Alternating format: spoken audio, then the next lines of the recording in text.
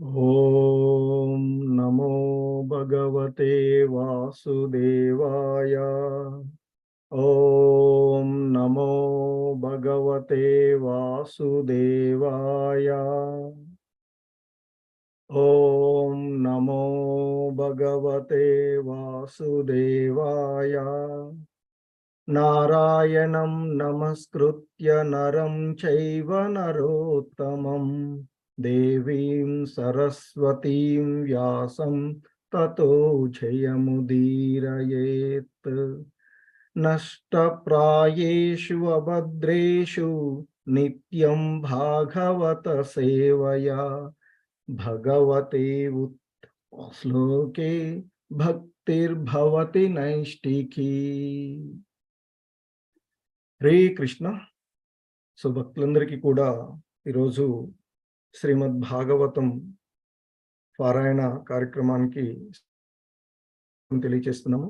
So ISKCON Shri Shri Radha Govinda ఆలయము మంగళూరు కర్ణాటక తరపున మీ అందరికీ కూడా ఈరోజు ఈ కార్యక్రమానికి స్వాగతం తెలియజేస్తూ మనము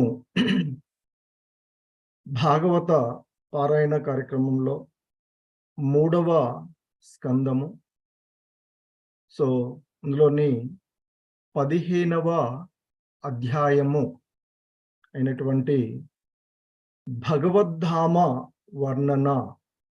సో ఆ భగవంతుడి యొక్క ధామము వర్ణన అనేటువంటి అంశాన్ని చూస్తూ ఉన్నటువంటి ఈ క్రమంలో ఆ దితి గర్భంలో కశ్యప ముని వీర్యం ద్వారా అక్కడ జరుగుతున్నటువంటి పరిస్థితులలో దేవతలందరూ కూడా ఆందోళనకు గురయ్యి బ్రహ్మదేవుడి దగ్గరికి రావడము. సో ఆ సందర్భంలో ఆ బ్రహ్మదేవుడు ఈ దేవతలతో, అంటే దేవతలు బ్రహ్మదేవుని గురించి చేసినటువంటి ప్రార్థనలకు సంతృప్తి నొందినటువంటి ఆ బ్రహ్మ ఇక తాను ఈ భగవద్ధామం యొక్క వర్ణను తెలియచేస్తూ ఉన్నటువంటి సందర్భాన్ని మనము చూస్తూ ఉన్నాము. ఈ అంశాన్ని వాస్తవానికి ఇది పరీక్షిత్ మహారాజుకి సుఖదేవ గోస్వాములు వారు చెప్తున్నటువంటి అంశాన్ని, తర్వాత దాన్ని సూత గోస్వామి సౌనకాది ఋషులకు చెప్తూ ఉన్నటువంటి సందర్భం. ఇక్కడ మైత్రేయ ముని విదురుడితో చెప్తూ ఉన్నటువంటిది, అది కూడా బ్రహ్మ ఆ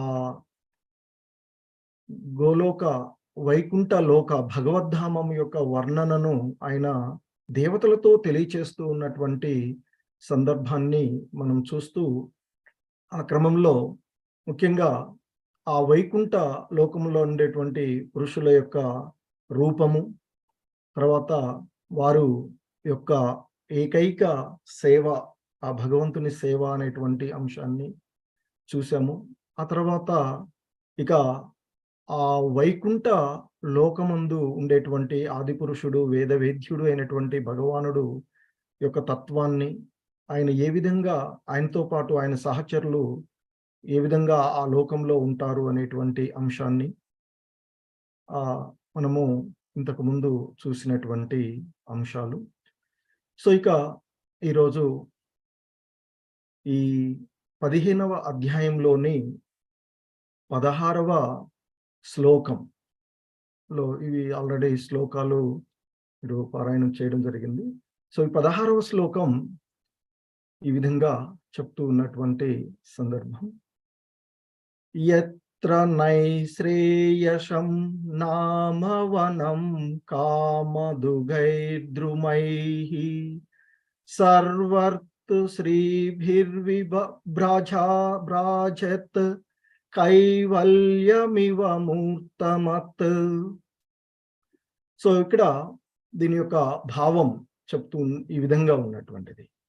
ఆ వైకుంఠ లోకమందలి పరమ మంగళకరమైనటువంటి పెక్కు వనాలు ఉన్నవి అని, వాని యందు గల తరువులు కల్ప వృక్షములు అని, అంటే అక్కడ ఉన్నటువంటి వృక్షాలన్నీ కూడా కల్ప వృక్షాలు అని, వైకుంఠ లోకమందలి ప్రతిదియు కూడా ఆధ్యాత్మికమే అని, అలాగే అక్కడ ఉన్నటువంటి ఆ మూర్తిమంతయు కూడా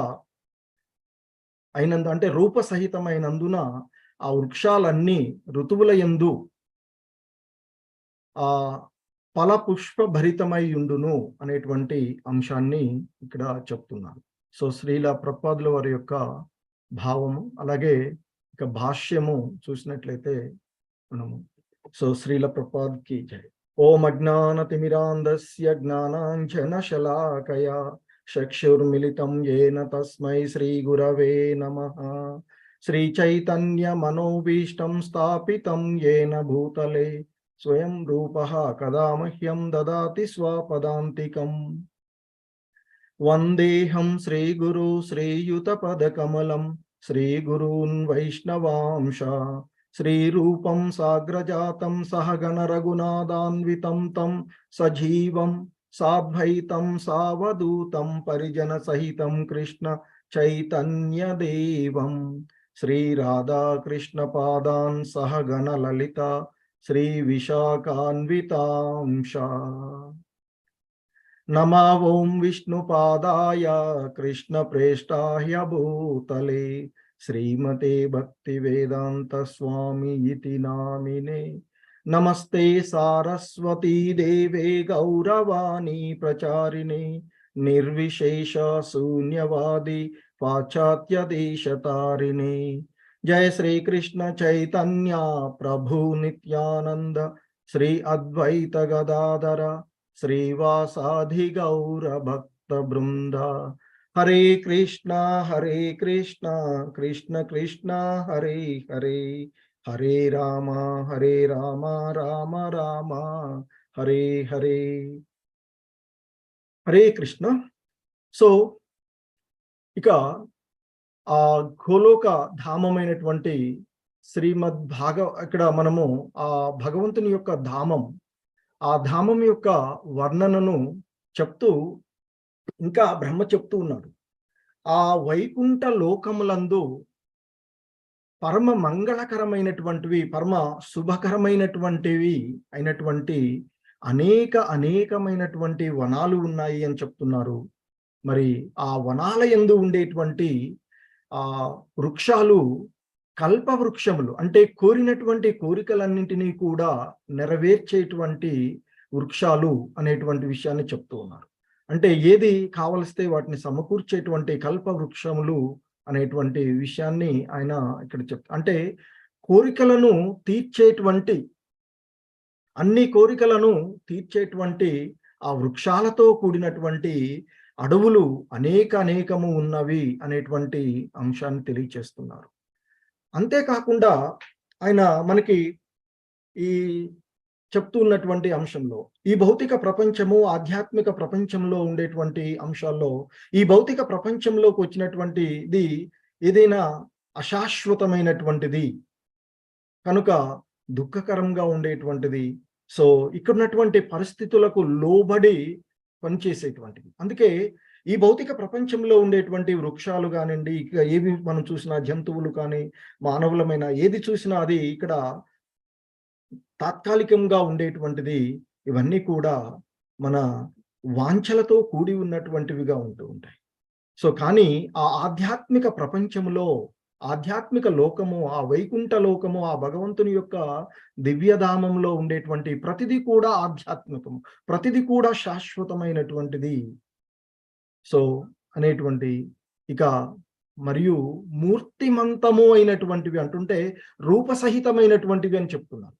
సో మరి ఆ రూపాన్ని ఇంతకుముందు కూడా చెప్పుకున్నాం. అది వేదాల ద్వారా అంటే ఆ సాహిత్య పురాణాల ద్వారా, అధ్యయనం ద్వారా మాత్రమే అవగాహనం చేసుకోగలిగేటువంటివి. అవి ఖచ్చితంగా రూపసహితమైనటువంటివి. కానీ ఈ భౌతిక దృష్టితో కానీ, ఈ భౌతికమైనటువంటి విషయాల ద్వారా వాటిని మనము చూడలేము అనేటువంటి అంశాన్ని గత శ్లోకాలలో మనం తెలుసుకున్నటువంటి అంశము. సో కాబట్టి ఆ గోలోక బృందావనంలో ఉండేటువంటి ప్రతిదీ కూడాను ఆధ్యాత్మికము మరియు మూర్తివంతము అయినటువంటివి అని చెప్తున్నారు. సో కావడం చేత ఆ వృక్షాలు అన్నీ కూడా అన్ని ఋతువుల యందు మనకి ఇక్కడ చూస్తాము. ఒక్కొక్క కాలంలో ఒక్కొక్క రకమైనటువంటి అంటే పుష్పించడము, తర్వాత ఫలించడము జరుగుతూ ఉన్నటువంటి సందర్భం. మనకి వ్యవసాయం చేస్తూ ఉన్నప్పుడు ఒక్కొక్క కాలంలో వడ్లు పండించడానికి ఒక కాలం ఉంటుంది. మిగతా ధాన్యాలు పండించేటువంటిది ఒక కాలం ఉంటుంది. అలాగే మనకి ఒక్కొక్క సీజన్‌లో మామిడి పండ్లు వచ్చాయనుకోండి, ఎండాకాలం వస్తాయి. ఈ కాలంలో రాకు అంటే అలా విధంగా ఉంటూ ఉంటుంది. అంటే అక్కడ ఈ భౌతిక ప్రపంచంలో ఉండేటువంటివి ఏదైనా కానీ ఒక నియమిత అనుసరణలో ఉంటుంది. కానీ అక్కడ ఉండేటువంటివి ఆ ఆధ్యాత్మిక లోకంలో ఉండే ప్రతిదీ కూడా ఆధ్యాత్మికమైనటువంటిది కావడం చేత అవి ఏ ఋతువులోనైనా అవి పుష్పభరితంలో అక్కడుండేటువంటి ఆహ్, పుష్పలతలు ఏవైతే ఉన్నాయో అవి అన్ని ఋతువులలో కూడా సుగంధమైనటువంటి పుష్పాలను ఇస్తూ ఉంటాయి. అలాగే అక్కడుండేటువంటి వృక్షాలు ఏ ఋతువులోనైనా అన్ని రకాలైనటువంటి ఫలాలను అవి అందిస్తూనే ఉంటాయి. అంటే కోరికలన్నింటినీ తీర్చి ఏ కాలంలోనైనా ఎప్పుడైనా అన్ని కాలాల యందు కూడా అన్ని ఋతువులలో కూడా అవి ఆహ్, ఫల పుష్పభరితమై ఉండేటువంటి వృక్షాలు ఉండేటువంటివి లోకము అనేటువంటి చెప్తున్నారు. సో, ఇక శ్రీల ప్రభుపాదుల వారు మనకి తెలియచేస్తున్నటువంటి అంశంలో ఆ వైకుంఠ లోకమందు ఉండేటువంటి స్థలమైన, వృక్షాలైన, పండ్లు, పుష్పములు, గోవులు మొదలైనవి అన్నీ కూడా అక్కడుండేటువంటి ప్రతిదీ కూడాను పూర్తిగా ఆధ్యాత్మికమైనటువంటిది మరియు మూర్తివంతమైనటువంటివి అంటే రూపసహితమైనవే అనేటువంటి చెప్తున్నారు. ఇక్కడ ఈ భౌతిక ప్రపంచంలో ఈ నిరాకారవాదులు ఊహించిన విధంగా శూన్యవాదంతో ఉండేటువంటిది కాదు అనేటువంటి అంశాన్ని ఇక్కడ మనకి శ్రీల ప్రభుపాదుల వారు చెప్తూ ఉన్నటువంటి. సో, ఆ వైకుంఠ లోకము ఆధ్యాత్మికమైనటువంటి మరియు మూర్తివంతమైనటువంటిది అని చెప్తున్నారు. సో, ఇంకా వారు ఎందుకంటే ఇక్కడ ఈ భౌతిక ప్రపంచంలో వారు శ్రీకృష్ణ భగవానుడు మనకి భగవద్గీత ద్వారా తెలియచేయబడినటువంటి అంశము. మనం ఈ భౌతిక ప్రపంచంలోనే ఎన్నో రకాలైనటువంటి ఈ మద మాత్సర్యాలు, ప్రేమలు వీటన్నిటి వివిధ రకాలైనటువంటి వీటికి లోనవుతూ ఉంటాం. మరి ఆ భగవంతుడు తెలియచేసినటువంటి ఈ భౌతిక ప్రపంచము ఏదైతే ఉందో ఆయన యొక్క విభూతులను తెలియచేస్తూ నీటిలోని రుచిని అని, సూర్యచంద్రుల ద్వారా వచ్చేటువంటి కాంతి ఆయనని, అగ్నిలోని ఉండేటువంటి వేడిమి ఆయన అని, సో సర్వము ఆ విధంగా ఆ భగవంతుడు తెలియచేసి ఆ తర్వాత 10 అధ్యాయము, ఆ తర్వాత 11 అధ్యాయంలో విశ్వరూపాన్ని దర్శించిన తర్వాత ఆయన యొక్క విభూతులను గురించి అడిగితే ఆయన చెప్తారు. అదే 10వ అధ్యాయంలో కూడా చెప్తారు.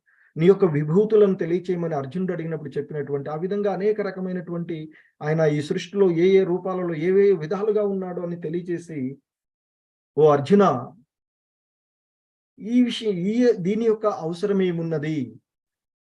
నా యొక్క అంశ అంటే ఫ్రాగ్మెంటల్ ఫ్రాక్షన్ ద్వారా చాలా సూక్ష్మమైన ఒక అంశ ద్వారా మాత్రమే ఈ సృష్టి అంతా కూడా సృష్టించబడి, ఇదంతా కూడా ఈ భౌతిక జగత్తంతా కూడా సృష్టించబడి, పోషించబడి, లయించబడుతుంది అని చెప్తున్నారు. మరి అటువంటిది ఆ భగవంతుని యొక్క ఆధ్యాత్మిక లోకం.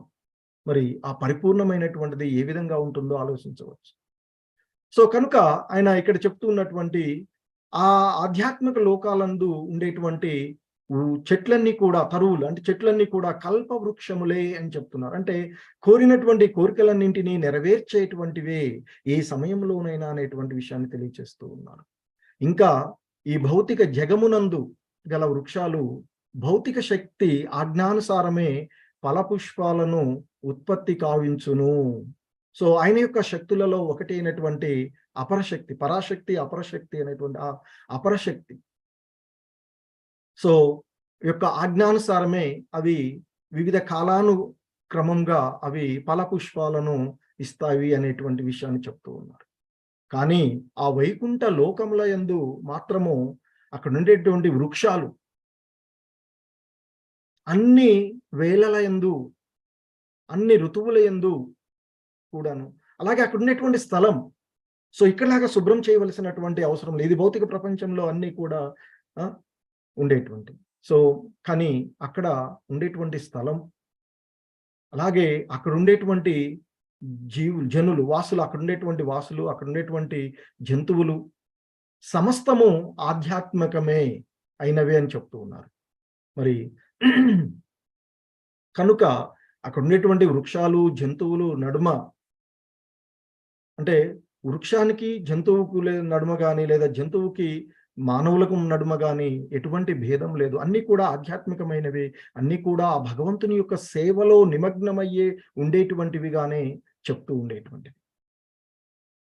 అక్కడ ఉండేటువంటి ప్రతిది కూడా ఆధ్యాత్మిక రూపమును కలిగి ఉన్నదని మనం ఇక్కడ మూర్తిమత్ అనేటువంటి పదం ఆయన ఇక్కడ మనకి శ్లోకంలో చెప్తూ ఉన్నటువంటి, సో కైవల్యమివ మూర్తిమత్ అని చెప్తున్నారు. ఆ మూర్తిమత్ అనేటువంటి అంటే పదం అంటే సాకార రూపంలో ఉండేటువంటివే అన్నీ కూడా వాటి వాటి యొక్క రూపాలలో ఉన్నప్పటికీ కూడా అవన్నీ కూడా ఆధ్యాత్మికంగా పరిపూర్ణతను కలిగి ఉన్నటువంటివే అనేటువంటి అంశాన్ని. ఎందుకంటే అక్కడికి ఆ భగవంతుని యొక్క ధామంలో ఉంటున్నవి అంటే నిరంతరము కూడా భగవంతుని అక్కడ ఉండేటువంటి ఏకైక కార్యము ఆ భగవంతుని యొక్క భక్తియుత సేవ, ఆ భగవంతుణ్ణి ఆనందపరచడము, ఆ భగవంతుని యొక్క సేవలో నిమగ్నమై ఉండడమే అనేటువంటిది. సో కాబట్టి అక్కడ ఉండేటువంటి వాటి మధ్య ఎటువంటి భేదము ఉండదు. కానీ ఈ భౌతిక ప్రపంచంలో ఉండేటువంటి వివిధ రకాల జీవులలో ఉండేటువంటి అజ్ఞానము, ఎందుకంటే ఈ భౌతిక ప్రపంచంలో మనము వచ్చినప్పుడు ఈ భౌతిక సృష్టి యొక్క త్రిగుణాలైనటువంటి సత్వ రజో తమో గుణాలు ఆ భగవంతుని యొక్క శక్తులలో ఒకటైనటువంటి ఆ మాయాశక్తి ప్రభావితం చేత ఈ భౌతిక ప్రపంచంలో ఉండేటువంటి జీవులు ఉంటూ ఉంటాయి. సో కాబట్టి ఆ జీవులలో ఉండేటువంటి అజ్ఞానం విభిన్నాలుగా మనకి భగవంతుడు తెలియచేసినటువంటి అంశము. సో చెప్తారు ఆయన, అంటే మానవులలో ఉండేటువంటి అజ్ఞానము లేదా కామము అనేటువంటిది అగ్ని చుట్టూ ఉన్నటువంటి పొగ లాంటిదిగా పోల్చారు భగవంతుడే చెప్పినటువంటి అంశం. సో అంటే ఈ మన యొక్క తత్వాన్ని మర్చిపోకుండా, అంటే యథావిధిగా ఉంటూ ఉంటుంది దాని యొక్క, అంటే అగ్ని చుట్టూ పొగ ఉన్నప్పటికీ కూడా దాని యొక్క వాస్తవికమైనటువంటి స్థితిని అది మర్చిపోదు. సో అదేవిధంగా మానవుల్లో, అంటే మానవ జన్మ లభించినప్పుడు ఈ భౌతిక ప్రపంచంలో సృష్టిలో ఉండేటువంటి 84 లక్షల రాశులలో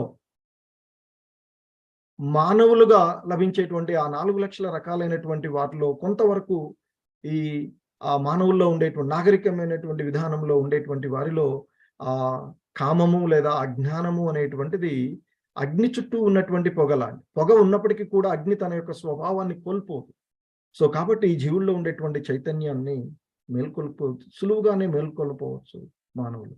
కానీ జంతువుల్లో చూసినట్లయితే అద్దంపై ఉన్నటువంటి మురికి అని చెప్తారు. మరి అద్దం యొక్క వాస్తవికమైనటువంటి విషయం ఏంటి అంటే ప్రతిబింబాన్ని చూసుకోవడానికి, ఇతరులను అది ప్రతిబింబించడానికి. కానీ ఎప్పుడైతే మురికి ఉంటుందో అది ప్రతిబింబించలేదు. సో జంతువుల్లో ఉండేటువంటి కామం ఆ విధంగా, అంటే భౌతిక ప్రపంచంలోకి వచ్చినటువంటిది. ఇక వృక్ష జన్మ వచ్చినట్లయితే పిండం చుట్టూ ఉన్నటువంటి గర్భంతో పోలుస్తాం ఈ భౌతిక ప్రపంచంలో. సో కానీ ఆధ్యాత్మిక లోకంలో ఉన్నటువంటి వాటి నడుమ ఎటువంటి భేదము లేదు అని శ్రీల ప్రభుపాదుల వారు మనకి ఇక్కడ తెలియచేస్తూ ఉన్నటువంటి ప్రతిదీ కూడాను ఆధ్యాత్మిక రూపమును కలిగి ఉన్నదే అనేటువంటి విషయాన్ని ఆయన చెప్తున్నారు. అంటే నిరాకారవాదులు చేసినటువంటి ఆ నిరాకార తత్వము లేదు అనేటువంటి విషయాన్ని శ్రీల ప్రభుపాదుల వారు ఈ శ్లోకం ద్వారా తెలుస్తుంది అని మనకు తెలియచేస్తున్నటువంటి అంశం.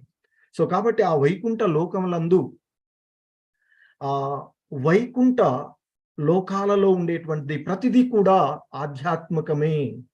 సో అయినప్పటికీ ప్రతి ఒక్కటి ఒక ప్రత్యేకమైనటువంటి రూపమును కలిగి ఉన్నది అని చెప్తున్నారు. అన్నీ కూడా ఆధ్యాత్మికమైనటువంటివి, అన్నీ కూడా ఆ భగవంతుని యొక్క సేవలో తరించేటువంటివి అయినప్పటికీ కూడా అక్కడ ఉండేటువంటివి వాటి స్థితులను అనుసరించి భిన్నమైనటువంటి రూపాలను కలిగి ఉన్నవి అనేటువంటి అంశాన్ని ఇక్కడ మనకి తెలియచేస్తున్నారు.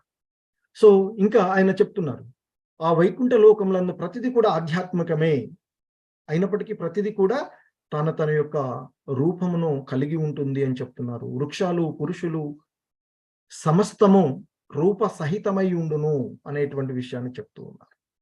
సో సమస్తము అంటే భిన్న భిన్న రూపాలలో కలిగి ఉన్నప్పటికీ అవి అన్నీ కూడా ఆధ్యాత్మికమే అయినందువలన వాటి మధ్య అంటే అన్ని కూడా ఆధ్యాత్మిక ఉద్దేశంతో ఆ భగవంతుని గ్లోరిఫై చేయడానికి, ఆ భగవంతుని సంతృప్తి పరచడానికి.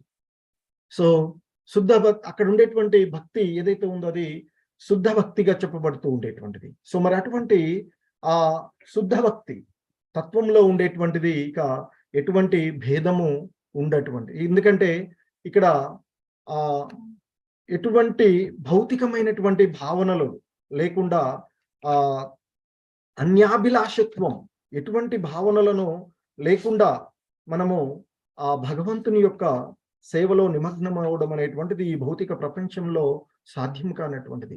సో రూప గోస్వాములు వారు మనకి శుద్ధ భక్తి అంటే శుద్ధమైనటువంటి భక్తియుక్త సేవా నిర్వచనమును వారు చెప్పేటువంటి విధానంలో అన్యాభిలాషితా శూన్యం జ్ఞాన కర్మాద్య నావృతం ఆనుకూల్యేన కృష్ణానుశీలనం భక్తిరుత్తమా. అంటే ఆ పరిపూర్ణంగా కృష్ణ చైతన్యమును కలిగి ఉండి అనుకూల పద్ధతిలో శ్రీకృష్ణుని దివ్య సేవలో ఎల్లప్పుడూ నిమగ్నుడై ఉండి ఆ భక్తుడు చేసేటువంటి సేవయే ఉత్తమ భక్తిగా చెప్పబడుతుంది అని చెప్తారు. సో కాబట్టి ఆ ఆధ్యాత్మిక లోకంలో ఉండేటువంటి ప్రతిదీ కూడా ఆ శుద్ధ భక్తికి సంబంధించినటువంటిదే ఉంటుంది. కాబట్టి అన్ని కూడా ఆధ్యాత్మికము అయి ఉండడం వలన అవి వాటి మధ్య ఎటువంటి భేదము లేదు అనేటువంటి అంశాన్ని ఇక్కడ మనకి స్పష్టంగా తెలుసుకోవలసినటువంటి అంశం. అంటే ఇక్కడ సాధారణంగా మనం ఇక్కడ భావించేటువంటి కృష్ణ చైతన్యము శుద్ధ భక్తిగా భావించడానికి లేదు. అంటే భగవంతుని యొక్క సేవలో నిమగ్నమై ఉండేటువంటి, ఎందుకంటే ఈ భౌతిక ప్రపంచంలో భక్తిని చేస్తూ ఉన్నప్పటికీ కూడా కొంత ఇంతకుముందే చెప్పుకున్నాం నిన్నటి వాటిలో సాత్విక, రాజసిక మరియు తామసికమైనటువంటి వీటిలో ఈ శుద్ధ సత్వగుణము ఆధ్యాత్మిక లోకంలో ఉండేటువంటి ప్రతిదీ కూడా శుద్ధ సాత్వికంగా ఉండేటువంటిది. కానీ భౌతిక ప్రపంచంలో శుద్ధ భక్తిలో నిమగ్నమవుతూ ఉన్నప్పటికీ కూడా కొంత వీటి ద్వారా ఆ లేశమాత్రమైన వీటి ద్వారా అవి ప్రభావితమయ్యేటువంటి అవకాశం ఉంటుంది అని చెప్తారు. సో కాబట్టి ఇక ఆ ఆధ్యాత్మిక లోకంలో ఉండేటువంటి భక్తిలో, శుద్ధ భక్తిలో భౌతిక భోగాల మీద ఆశ గాని, ఇంద్రియ తృప్తి పట్ల ఆసక్తి గాని ఏమాత్రము ఉండరాదు అనేటువంటి అంశాన్ని చెప్తున్నారు. సో ఆ ఆధ్యాత్మిక లోకంలో ఉండేటువంటి దాంట్లో ఏమాత్రము అటువంటిది లేకుండా ఉండేటువంటిది. మరి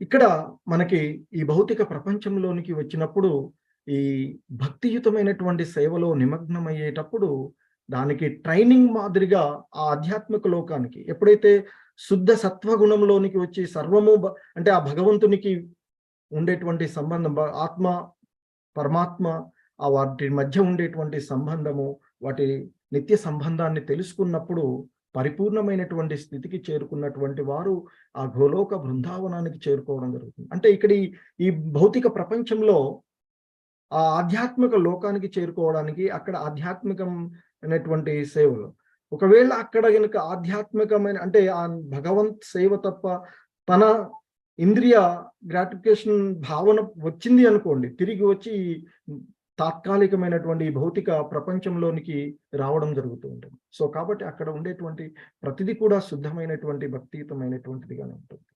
సో ఆ విధంగా ఆ ఆధ్యాత్మిక లోకంలో ఉండేటువంటి ప్రతిదీ కూడా ఆ భగవంతుని సేవ తప్ప, ఆ భగవంతుని తృప్తిపరచడం తప్ప అన్యము ఎరగకుండా ఉండేటువంటిదిగా చెప్తూ ఉన్నటువంటిది ఆ ఆధ్యాత్మిక లోకంలో ఉండేటువంటి అంశం.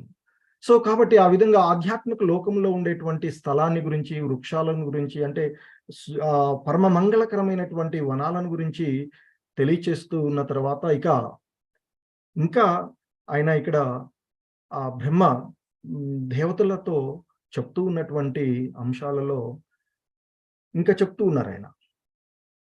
వైమానిక సలలానా చరితాని శశ్వద్ గాయంతి యత్ర శమలక్షపణాని భర్తుః అంతర్జలేను వికసన్ మధుమాధవీనాం గంధేన ఖండితది యోప్యనిలం క్షిపంతః. సో ఇంకా ఆయన చెప్తున్నారు ఇక్కడ వైమానికాః అంటే అక్కడ ఉండేటువంటి వారు తమ విమానాల యందు పయనిస్తారు అని చెప్తూ ఉన్నారు. ఇక్కడ చెప్తున్నారు ఆ వైకుంఠ వాసులు, ఆ వైకుంఠంలో ఉండేటువంటి వాసులు ఎవరైతే ఉన్నారో ఆ వైకుంఠంలో జీవిస్తున్నటువంటి ఆ పురుషులు వాళ్ళు తమ యొక్క ఇక్కడ ఆయన చెప్తున్నారు సలలన తమ యొక్క భార్యలతో కూడి చరితాని అంటే కర్మలను అంటే ఇక్కడ చెప్తూ ఉన్నటువంటి దీని యొక్క శ్రీల ప్రపాదులు వారు భావం చెప్తూ ఉన్నటువంటి ట్రాన్స్లేషన్ వైకుంఠవాసులు తమ యొక్క భార్యలను కూడిన వారై విమానముల యందు పయనించుచు పరమ పవిత్రమగు భగవద్గుణ కర్మలను నిరంతరము గానము చేయుచుందురు. భగవన్ మహిమలను గానము చేయుచున్నప్పుడు వారు మధుభరితమును సుగంధమయమును అగు వికసిత మాధవీ పుష్పముల సన్నిధిని సహితము పరిసహింతురు అని చెప్తున్నారు. అంటే అక్కడ ఆ వైకుంఠ లోక వాసులు ఏ విధంగా స్థిరమైన నిశ్చలమైనటువంటి ఆ భగవంతుని యొక్క భక్తి తత్వంలో ఏ విధంగా ఆ భగవంతుని అంటే వారి యొక్క లక్ష్యము ఏమిటి అంటే ఆ భగవంతుని సంతోషపెట్టి ఆ భగవంతునికి సంతోషం చేకూరే విధంగా వారి యొక్క కర్మలు ఉంటాయి అనేటువంటి అంశాన్ని ఇక్కడ చెప్తూ ఉన్నటువంటిది. సో కాబట్టి ఆ వైకుంఠ లోకంలో ఉండేటువంటి వారు మానవులు తమ యొక్క భార్యలైనటువంటి ఆ సుందరీమణులైనటువంటి భార్యలతో కూడి విమానాల యందు పయనిస్తూ ఉంటుంటారు అని చెప్తున్నారు. అంటే వారు ఎందుకంటే అక్కడ ఉన్నటువంటి వాళ్ళు పయనించడం ఈ ఆత్మ అనేటువంటిది స్పిరిచువల్ సోల్ ఏదైతే ఉందో అది చైతన్యవంతమైనటువంటిది. మరి అటువంటి చైతన్యవంతమైనటువంటి వాళ్ళు వారి యొక్క అంటే ఆ కర్మలను చేస్తూ ఉంటుంటారు. మరి చేసేటువంటి కర్మలు ఈ భౌతిక ప్రపంచంలో మనము చేసేటువంటి కర్మలకు తో కూడి ఉండదు. ఎందుకంటే మనం ఇక్కడ ఆచరించేటువంటి ఏ కర్మైనా స్వ అభిలాషితంగా ఉంటుంది, అన్యాభిలాషితంగా ఉండదు. అంటే ఏదో మన యొక్క ఇంద్రియాలను తృప్తిపరచడం, మనం ఏదైనా చేస్తున్నాం అనుకోండి, అది ఖచ్చితంగా దాదాపుగా మన యొక్క ఇంద్రియాలను తృప్తిపరచడానికి అనేటువంటి విధంగా ఉంటుంది. సో కానీ అక్కడ ఆ వైకుంఠ వాసులు, ఆ వైకుంఠంలో ఉండేటువంటి వారు తమ భార్యలతో కూడిన వారై విమానాల యందు పయనిస్తూ ఉంటారు. అంటే ఒక ప్రదేశం నుంచి మరొక ప్రదేశం ఆ విధంగా పయనిస్తూ చైతన్యవంతంగా ఉన్నటువంటి వారు వారి యొక్క పయనం ఏంటి అంటే ఇక్కడ మరి దేనికోసం వారు ఆ విమానాలలో ప్రయాణిస్తూ వాళ్ళు ఎంజాయ్ చేయడానికి కాదు. మనం ఏం చేస్తాము, మనము ఇక్కడ ఈ భౌతిక ప్రపంచాల్లో ప్రయాణిస్తున్నాం అనుకోండి, ఒక ప్రదేశం నుండి మరొక ప్రదేశానికి పయనం చేస్తూ ఉన్నప్పుడు వివిధ రకాలుగా ఉంటుంది మన యొక్క ప్రయాణాలు. సో ఎలా ఉంటాయంటే మనం ఉద్యోగం చేయడానికో లేదో బిజినెస్ చేయడానికో లేదో ఇంకొక చుట్టాలను చూడడానికో ఆ విధంగా ప్రయాణాలు చేస్తూ ఉంటుంటాం. సో కాబట్టి భౌతిక ప్రపంచంలో మన యొక్క పయనము ఆధ్యాత్మిక లోకంలో ఉండేటువంటి ఆధ్యాత్మికలో అంటే ఆ వైకుంఠ లోక వాసుల పయనము భిన్నము అనేటువంటి అంశాన్ని ఇక్కడ మనం తెలుసుకోవలసినటువంటిది. సో వారి యొక్క భార్యలతో కూడి పయనిస్తూ ఉన్న విమానాలలో ప్రయాణిస్తూ ఉన్నప్పటికీ కూడా వారు నిరంతరము ఆ ప్రయాణాలు కూడా దేనికి చేస్తున్నారు అంటే ఆ భగవంతుని సంతోషపరచడానికి, ఆ భగవంతుని తృప్తిపరచడానికి, ఆ భగవంతుని సేవలో నిమగ్నం అవడానికి. ఎలా పయనిస్తూ ఉంటారంట వారంటే వారు పరమ పవిత్రమైనటువంటి ఆ భగవంతుని యొక్క నామాన్ని, గుణాలను నిరంతరము గానం చేస్తూ వాళ్ళు ప్రయాణిస్తూ ఉంటారట. అలాగే ఆ భగవంతుని యొక్క మహిమలను గానం చేస్తూ ప్రయాణం చేస్తూ ఉంటారట. అలా భగవంతుని యొక్క మహిమలను గురించి గానం చేస్తూ వారు ప్రయాణించేటప్పుడు మరి ఇంతకు ముందే చెప్పుకున్నాం, ఆధ్యాత్మిక లోకంలో వనములు అనేకమైనటువంటి ఆ కల్పవృక్షాలు ఉన్నవి అని చెప్తున్నారు. మరి ఈ కల్పవృక్షాలు ఎలా ఇస్తున్నాయంటే ఇక్కడ కల్పవృక్షాల నుండి మధుభరితమగు సుగంధమయమైనటువంటి, అంటే ఇక్కడ ఈ భౌతిక ప్రపంచంలో మనము పుష్పాల నుండి సుగంధము, మకరందము ఉంటుంది. కానీ మకరందాన్ని అవి డైరెక్ట్‌గా వదలవు. ఆ మకరందాన్ని నుంచి తేనెను మధురాన్ని మధువుని తీయడానికి ఏం చేస్తాయి? ఒక రకమైనటువంటి హనీ బీన్స్ ఉంటాయి కదా! తేనెటీగలు. ఆ తేనెటీగల ద్వారా మకరందాన్ని స్వీకరించి అవి కూడబెడతాయి. కానీ ఆ ఆధ్యాత్మిక లోకంలో ఉండేటువంటి ఆ మాధవీ పుష్పములు అనేటువంటివి ఎలా అంటే అవి పుష్పిస్తూ ఉంటాయంటే మధుభరితము, సుగంధభరితముగా, అంటే ఇక్కడ చెప్తున్నారు ఇది ఇక్కడ ఆయన. ఆ మాధవీ పుష్పాలు సువాసనలు మధు అంటే సుగంధభరితమైనటువంటి మకరందంతో నిండి ఉన్నవి అని చెప్తున్నారు అక్కడ. అంతర్జలే ఇక్కడ చెప్తున్నారు. అంతర్జలేను వికస్మి మధు మాధవీనాం గంధేన ఖండితదియోప్య నిలం క్షిపంతః అని చెప్తున్నారు. అంటే ఇక్కడ అక్కడ ఉండేటువంటి ఆ మాధవి పుష్పములు అంటే మాధవీనాం అంటే మాధవీ పుష్పములు అవి వికసించేటప్పుడు సో అవి ఎప్పుడు కూడా సుగంధభరితమైనటువంటి మకరందంతోనూ సువాసన ద్వారా అవి మాధవీ పుష్పాలు వికసిస్తూ ఉంటాయట. మరి ఆ మాధవీ పుష్పాలు అంటే మధు అలాగే మకరందమైనటువంటి దాంతోనూ సుగంధంతో సువాసనలతోనూ అవి వికసించినప్పటికీ కూడా ఆ విధంగా ప్రయాణం చేస్తున్నటువంటి ఆ వైకుంఠ వాసులు వాటి యొక్క మధుభరితము సుగంధభరితమైనటువంటి ఆ వాసనలకు వారు ప్రభావితం కారట. వాటిని కాకుండానే వాటిని కూడా వదిలివేసి అటువంటి మరి సాధారణంగా మనం ఇక్కడ భౌతిక ప్రపంచంలో ఏదైనా మంచి వాసన అబ్బా ఎంత బాగుంది అనేటువంటి దాన్ని ఆస్వాదించడానికి ప్రయత్నం చేస్తాం. కానీ అవన్నీ కూడా భగవంతుని సేవలో నిమగ్నమై అవన్నీ వికసించేటువంటిది ఆ మధుభరితము సుగంధభరితాలన్నీ కూడా భగవంతుని సేవ కోసము వచ్చినవి అనేటువంటి భావనలో ఆ వైకుంఠలోక వాసులు వాటిని కూడా పరిత్యజించి వాటిని ఆలోచించకుండా ఆ భగవంతుని యొక్క మహిమలను గానం చేస్తూనే ఉంటారట. అలా ప్రయాణిస్తూ ఉంటారట వైకుంఠ వాసులు. సో అది ఇక్కడ ఈ శ్లోకంలో ఆయన బ్రహ్మ ఆ దేవతలకు చెప్తుంది. దానికి శ్రీల ప్రపాదుల వారు ప్రామాణికమైనటువంటి భాష్యము మనకి ఈ విధంగా తెలియచేస్తూ ఉన్నటువంటిది. సో ఆయన చెప్తున్నారు ఇక్కడ ఆ భాష్యంలో శ్రీల ప్రపాద్కి జై. సో వైకుంఠ లోకములు సమస్త ఐశ్వర్య పూర్ణములు అని ఈ శ్లోకము ద్వారా గోచరించుచున్నది. అంటే ఆ వైకుంఠ లోకాలన్నీ కూడా సంపూర్ణమైనటువంటి సమస్తమైనటువంటి ఐశ్వర్యాలతో సమస్తమైనటువంటి విభూతులతో ఉన్నవి అనేటువంటి చెప్తున్నారు.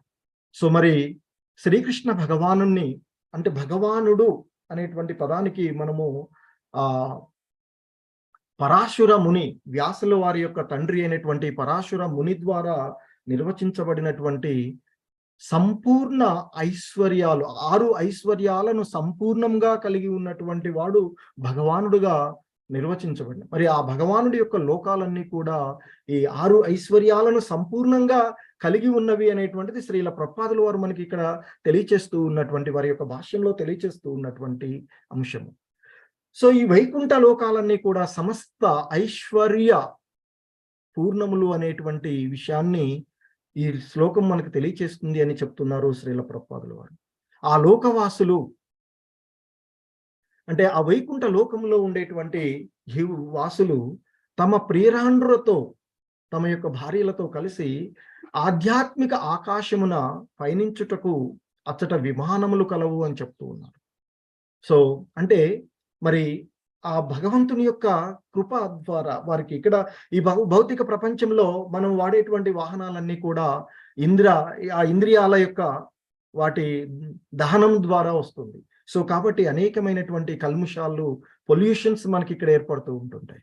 కానీ ఆ ఆధ్యాత్మిక లోకంలో తన భక్తులు తన సహచరులు ప్రయాణించడానికి ఆ భగవంతుడు అక్కడ విమానాలను ఇస్తారు. అంటే ఎటువంటి ఇంధనాలు కానీ ఏవి కానీ అవసరం లేనటువంటి వాళ్ళు ఆ భగవంతుణ్ణి కీర్తించడానికి ప్రయాణం చేయడానికి అక్కడ విమానాలు ఉంటాయి అని చెప్తారు. మరి అటువంటి ఆ విమానాలలో ఆ భగవంతుని యొక్క వారు ప్రయాణం చేసేటప్పుడు ఎందుకు ప్రయాణం చేస్తున్నారు అంటే, పయనిస్తూ ఆ పరమ పవిత్రమైనటువంటి భగవంతుని యొక్క గుణకర్మలను నిరంతరము గానం చేస్తూ ప్రయాణిస్తూ ఉంటారు. ఆ విమానాలను వారు ఉపయోగించి. సో, అలా ప్రయాణిస్తూ ఉంటారని చెప్తున్నారు. సో, అక్కడ వారు ప్రయాణించడానికి అక్కడుండేటువంటి వాసులు, వైకుంఠ వాసులు ప్రయాణించడానికి విమానాలు ఉన్నవి అని, మరి ఆ వికసించు పుష్పముల సుగంధమును మోసుకొని పోవుటకు చక్కగా వాయువు కూడా ఉంటుంది అనేటువంటి విషయాన్ని చెప్తున్నారు.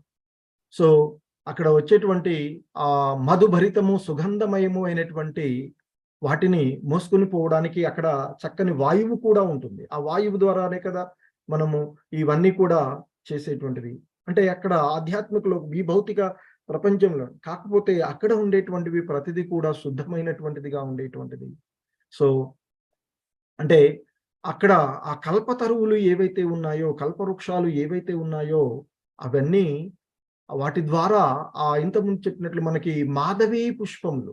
సో, ఆ మాధవీ పుష్పాలు వికసించినప్పుడు వెలువడినటువంటి ఆ సుగంధాన్ని, ఆ మధురిమను మోసుకొని పోవడానికి చక్కని వాయువులు కూడా ఆ ఆధ్యాత్మిక లోకంలో వాయువు ఉంది అని చెప్తున్నారు.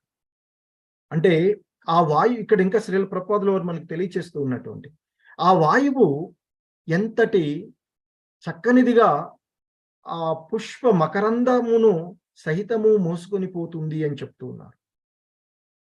సో, ఇక్కడ ఉండేటువంటి దాంట్లో మనకి ఆ వాయువు ఎన్నో భౌతికమైనటువంటి కలుషితాల ద్వారా ఉంటుంది. కానీ ఆ ఆధ్యాత్మిక లోకంలో ఉండేటువంటి వాయువు, చక్కని వాయువు ఉంటుంది అని చెప్తున్నారు. ఆ వాయువు ఎంత చక్కనిది అంటే ఇక్కడ చెప్తున్నారు శ్రీల ప్రభుపాదులు. పుష్ప మకరందము సహితము. సో, ఆ మకరందాన్ని సహితము మోసుకొని పోవుచుంటుంది అది అని చెప్తున్నారు. అంటే తేనె, ఆ తేనెను కూడా ఆ వాయువు మోసుకొని పోతుంది అని చెప్తున్నారు. అయినప్పటికీ ఆ వైకుంఠ వాసులు ఆ గోలోక బృందావనంలో భగవంతుని సాంగత్యంలో ఉండేటువంటి ఆ శుద్ధ భక్తులు వాటికి ఏ విధంగా ప్రభావితము కారు అనేటువంటి విషయాన్ని చెప్తున్నారు. సో, ఇక్కడ ఆ వికసించు పుష్పముల సుగంధమును మోసుకొని పోయేటువంటి ఆ వాయువు పుష్ప మకరందమును సహితము మోసుకొని పోతూ ఉంది అనేటువంటి విషయాన్ని ఇక్కడ శ్రీల ప్రభుపాదుల వారు మనకి తెలియచేస్తూ ఉన్నటువంటి అంశం. అయినను అంటే ఈ వాయువు ఆ మాధవీ పుష్పముల నుండి వచ్చేటువంటి ఆ సువాసనల మకరందాన్ని కూడా మోసుకొని పోతూ ఉన్నప్పటికీ వైకుంఠవాసులు మాత్రము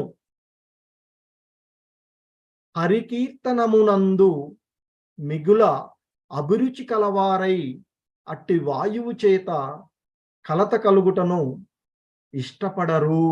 అంటే ఆ వాయువుని ఆస్వాదించడానికి వారు, అంటే ఆ సుగంధభరితమైనటువంటి మధు భరితంగా ఉన్నటువంటి ఆ మకరంద సహితమైనటువంటి దానిని దాన్ని అనుభవించాలి. ఆ గ్రాటిఫికేషన్ సెన్స్ అనేటువంటి దానికి వారు కలతనందరు అనేటువంటి విషయాన్ని తెలియజేస్తున్నారు. అంటే వారు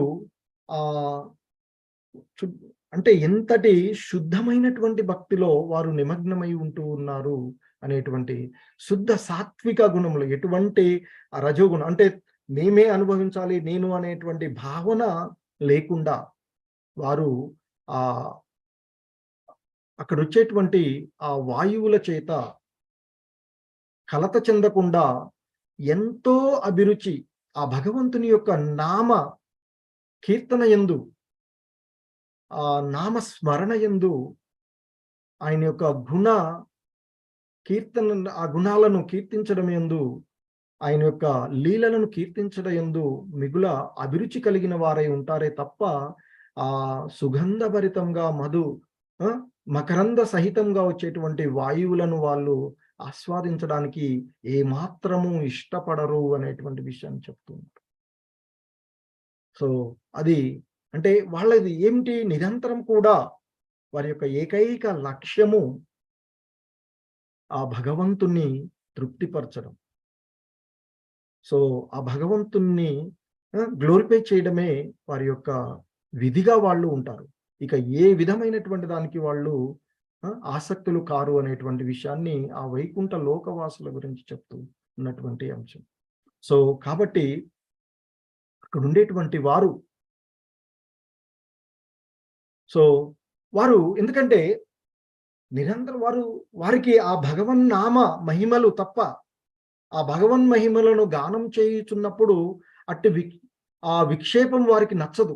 ఎటువంటి మధుభరితంగా వచ్చేటువంటి వాసనలు ఇవన్నీ. ఎందుకంటే ఆ భగవంతుని నామలో ఉండేటువంటి విషయాన్నే వారు ఆస్వాదిస్తారు తప్ప ఆ భగవంతుని యొక్క భగవంతుని యొక్క నామాన్న లీలల్ని వాటినే వారు ఆస్వాదిస్తూ ఉంటుంటారు. తప్ప ఈ విధంగా వచ్చేటువంటి వాటి చేత వారికి అది ఆ విషయాలు నచ్చదు అని చెప్తున్నారు. ఎందుకు? వారు విశుద్ధ భక్తులు. ఎందుకంటే ఆ భగవంతుణ్ణి సంపూర్ణంగా ఎరిగి వారి యొక్క ధర్మం ఏంటో తెలుసుకున్నటువంటి వాళ్ళే ఆ భగవంతుని యొక్క ధామానికి చేరుకునేటువంటి వాళ్ళు. మరి ఆ భగవంతుని ధామంలో ఉన్న వాళ్ళందరూ కూడా శుద్ధ భక్తులే కదా!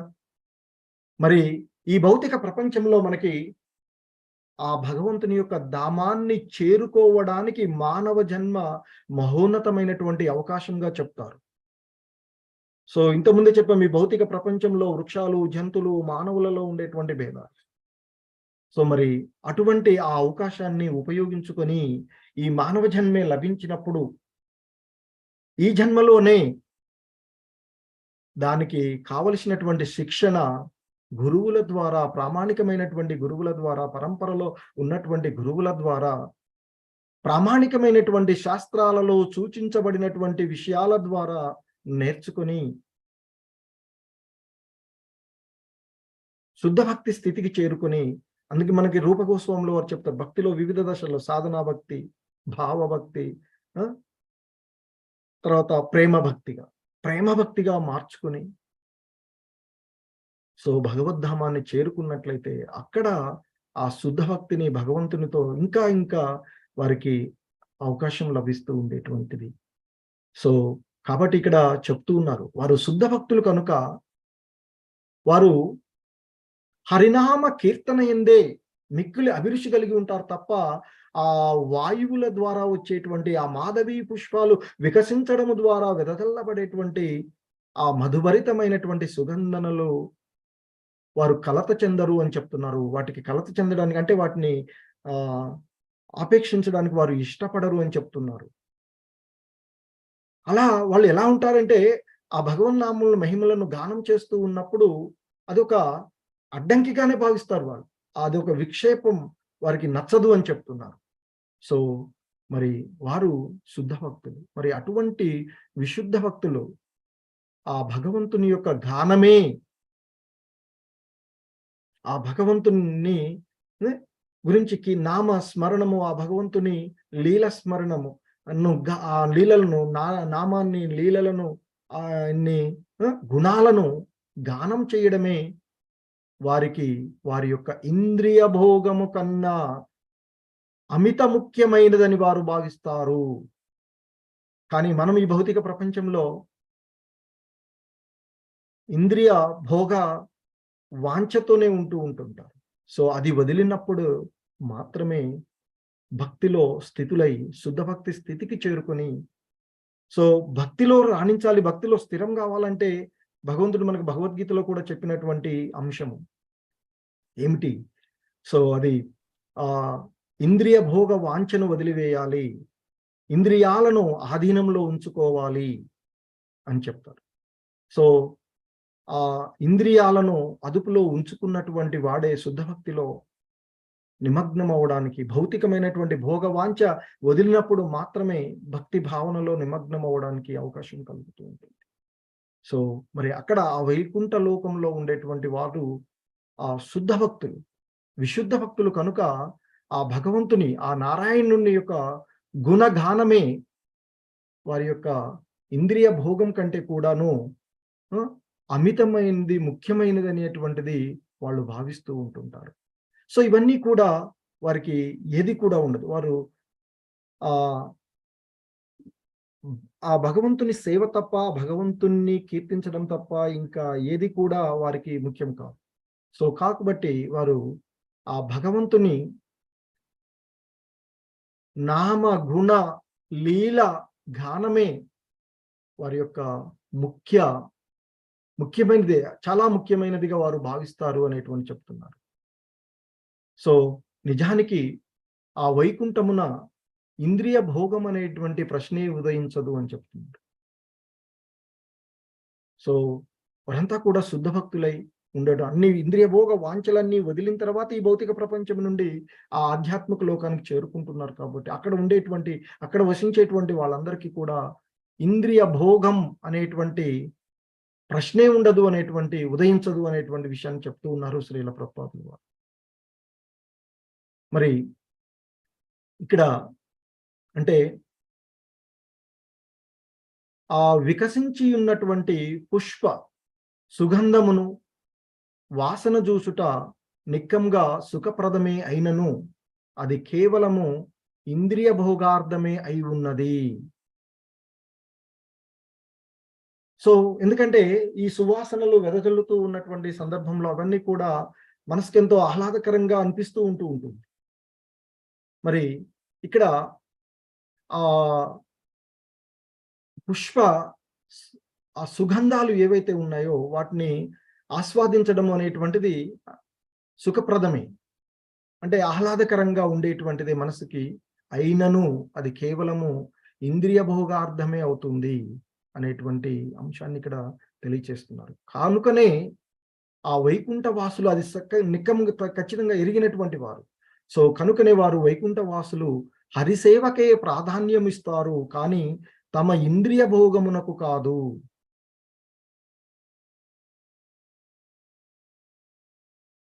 సో కాబట్టి అక్కడ వైకుంఠంలో ఉండేటువంటి వాసులు ఆ భగవంతుని యొక్క సేవకే ఏకైక లక్ష్యము, వారి యొక్క లక్ష్యము ఆ హరి సేవ, ఆ భగవంతుని యొక్క సేవే.